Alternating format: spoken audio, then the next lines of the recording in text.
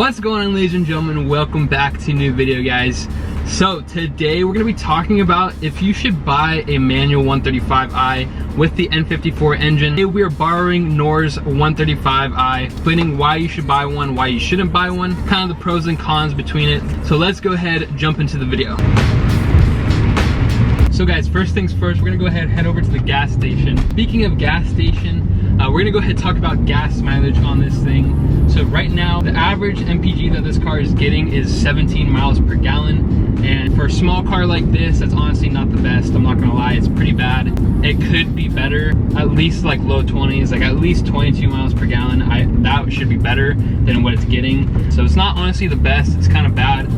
Considering that it's such a small car. These 135s are really lightweight. They have the same exact engine as the E90 335, E92 335, and the E93 335.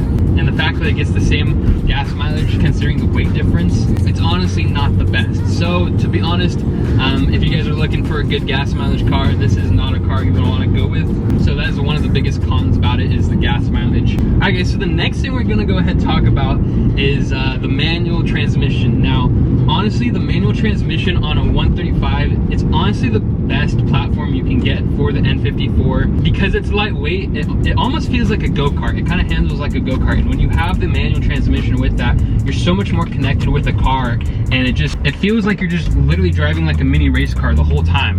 It makes it extremely fun. This car is so fun to drive.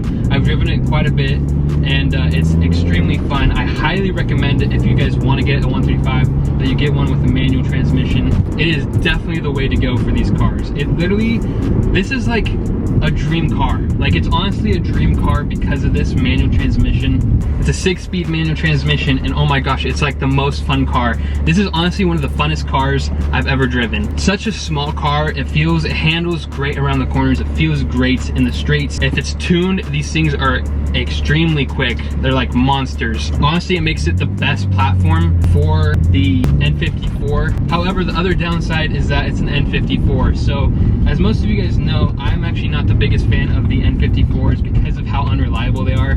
I've experienced some terrible reliability with these N54s. I owned an automatic 135 a while back, and I constantly had problems with literally everything N54 related.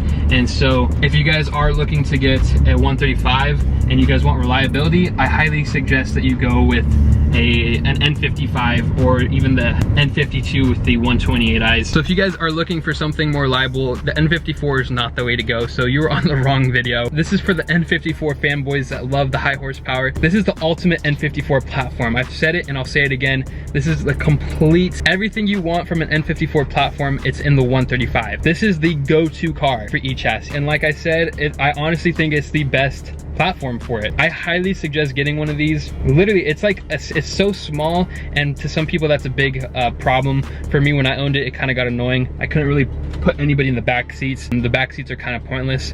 Really, there's like no legroom back there. So that was one of the biggest downfalls, and I actually have a video on the 5 things I dislike most about the 1 Series.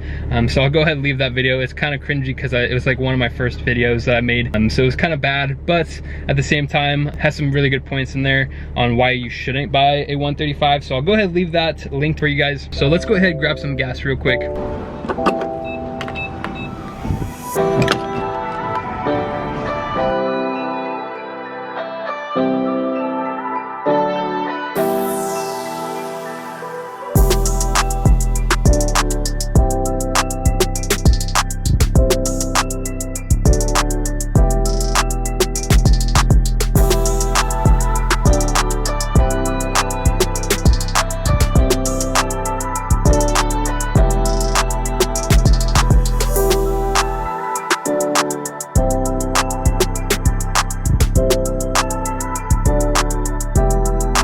Alright guys, so honestly, I think you guys, if you guys are looking for a great N54 platform, the manual 135 N54 is the best way to go. Hands down, the best handling, the lightest weight, and the most fun e-chassis that you can go with the N54. I highly recommend it, guys. Alrighty guys, so those are pretty much my reasons of why you should or shouldn't get a 135i. Especially the manual. Oh my gosh, the manual, when you're driving a manual 135, it is literally amazing. On the downside, you get kind of bad gas mileage, and at the same time, time. You have the unreliable N54 that can push high power, but it's still pretty unreliable. Those are a few things to keep in mind as well. Anyway, if you guys enjoyed this video, make sure to go ahead, give it a like down below, and while you guys are at it, make sure to subscribe. It would really help me out, guys. I would really appreciate that. With that being said, make sure to check me out on Instagram. I'll go ahead and leave it up right over here. Without further ado, remember, stay safe, stay happy, and stay in that project car. I will catch you guys later.